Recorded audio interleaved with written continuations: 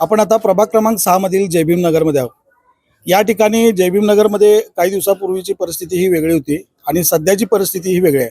इथं वातावरण निर्मिती चांगली झालेली आहे आणि या इथल्या वातावरणामध्ये चांगलाच बदल झालेला आहे। इथल्या महिला आता थेट माजी नगराध्यक्षा आणि विद्यमान उमेदवार ॲडव्होकेट अलका अशोक स्वामी यांचं नाव घेताना दिसत आहेत। काय सांगाल तुम्ही? आता आमच्या या भागात अलका वहिनी आलेल्या आहेत आणि प्रचंड मोर्चा हे जमलेला आहे, इथं फेरी लहर काढलेली आहे। पण माहितीये का, अलका वहिनी आम्ही निवडून आणणारच काय। आणि गैरसमज लोकांचा काय झाला असला माहितीये का, त्यात काय वाद नाही, खरं या अलका वहिनी येणारच या निवडून। माहितीये का निवडून देणार आहे तुम्ही वहिनींना?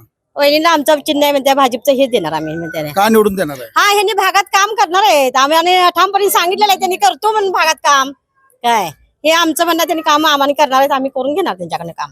ही घरं कोण बांधून दिली? हे वहिनीने दिलेले आहेत बांधून। म्हणजे काय, 2006 ला निवडून आल्या, त्यावेळेला आम्ही प्रचार भरपूर मोठ्याने केला, त्यावेळेस लीडनं निवडून आलेले आहेत त्या वहिनी। आणि हे काम करणार ठामपणे आम्हाला माहित आहे, त्यांनी करणारच काम आहे।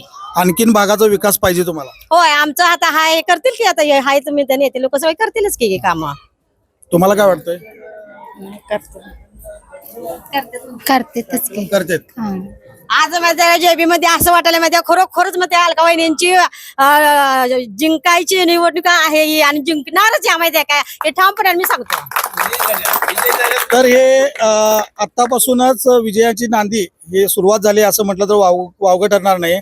ॲडव्होकेट अलका स्वामी यांनाच काही दिवसापूर्वी हे लोक विरोध करत होते, मात्र आज मोठ्या संख्येने पाठिंबा झाले। त्या ठिकाणची प्रचार फेरी जर बघितली तर अत्यंत मोठ्या संख्येने गर्दी होती।